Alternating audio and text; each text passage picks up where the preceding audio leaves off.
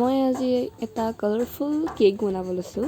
তো তাৰ কাৰণে মই বেটাৰটো আগতে তৈয়াৰ কৰি ল'লোঁ। আপোনালোকে যেনেদৰে বেটাৰ তৈয়াৰ কৰে সেনেদৰে কৰি ল'ব। তাৰপাছত এক্সট্ৰা যিমান ঘৰত কালাৰ থাকে গোটেইখিনি কালাৰ লৈ পিনে বাতিখিনিত আপোনালোকে একদম পূৰা চাইজত ভাগ কৰি ল'ব।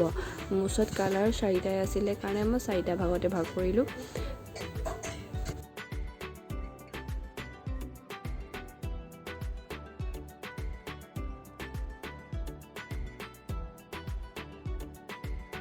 চাৰি ভাগ ভালদৰে ভাগ কৰি ল'লোঁ। তাৰপাছত মই কালাৰ লৈছোঁ, এইটো হৈছে টমেট' ৰেড। তো ভালদৰে মিক্স কৰি ল'ম।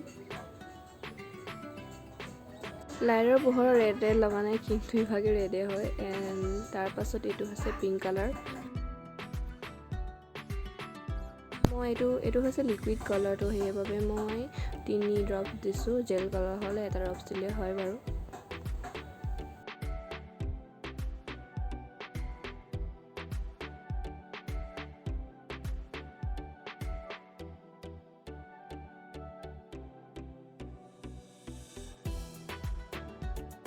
মোৰ ওচৰত আছিলে এইটো গ্ৰীণ কালাৰ, তো আৰু মই 3 ড্ৰপ দি পিনে ভালদৰে মিক্স কৰি ল'ম।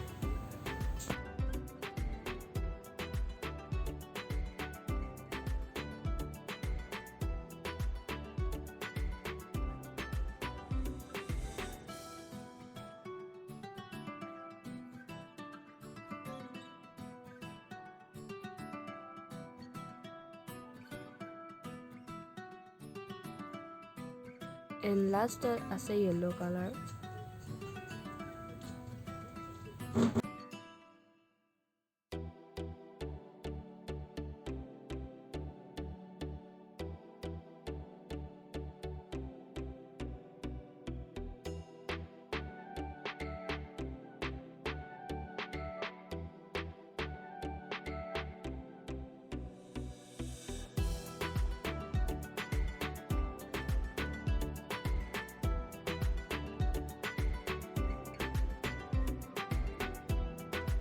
তো মিক্স কৰি হৈ গ'ল। এতিয়া মই ½ কেজি কেক টিনত এই বেটাৰখিনি দি দিম ভালদৰে। আৰু আপোনালোকৰ মৰ্জি, আপোনালোকে কোনটো কালাৰৰ বেটাৰটো আগত দিয়ে। তো মই ফাৰ্ষ্টে ৰেড কালাৰ দিছোঁ। এইটো ৰেড কালাৰ ইমান ধুনীয়াকৈ ৰেড নহয়, টমেট' ৰেড হয় এইটো। তো তাৰপাছত গোটেই চাৰিওফালে এনেকৈ কৰি দিম। এণ্ড নেক্সট বেটাৰটো দিম নহয়, সেইটো মাজত দিম। আৰু মানে কিনাৰে নহয়, মাজত দিম। তেতিয়া লাষ্টত গম পাব আপোনালোকে কেনেদৰে হৈ যায়।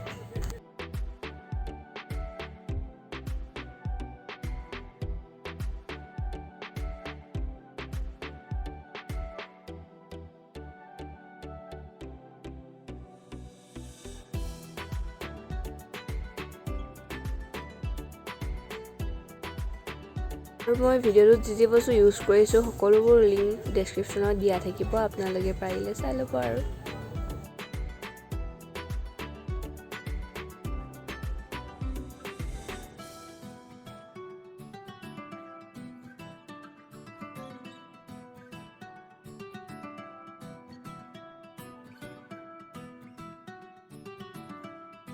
তো চব বেটাৰ দিয়া হৈ গ'ল। এণ্ড লাষ্টত মই কি কৰিম, টুথপিকে ফ্লাৱাৰ নিচিনা কৰি দিম। এনেকৈ একদম চুকৰ পৰা টানি পিনে মাজলৈ লৈ আনিম। তো দেখিব আপোনালোকে একদম ধুনীয়া ফ্লাৱাৰৰ নিচিনা হৈ যাব।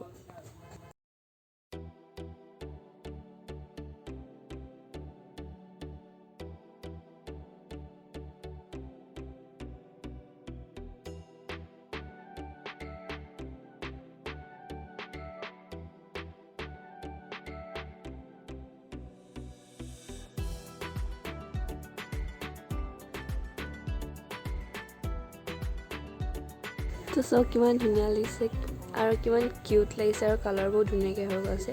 তো মই কেৰাহীত বেক কৰোঁ, কাৰণ মোৰ ঘৰত অ'ভেন নাই। তো এইটো আমি 45 মিনিটমান বেক কৰিম। 45 মিনিটছ হৈ গ'ল। এণ্ড এতিয়া আমি চাওঁ কেকটো হৈছে নাই। আমি টুথপিক এটা ল'ম আৰু টুথপিক এনেই খোজ মাৰিম। তাৰপিছত যদি টুথপিকত একো লাগি নাহে, তেতিয়া গম পাম যে আমাৰ কেকটো হৈ গ'ল। তো আমি এতিয়া কেকটো কাটিম। ফ্লাৱাৰটো ভালদৰে নবনিলে, একচুৱেলি ফ্লাৱাৰটো সেনেদৰে বনে নবনে মই নাজানো। এনেই ডিজাইনটো দিছিলোঁ আৰু বেকিঙৰ টাইমত। তো এতিয়া ফুলিয়ে উঠে, তো সেইকাৰণে ফ্লাৱাৰটো বহুত নগ'ল আৰু।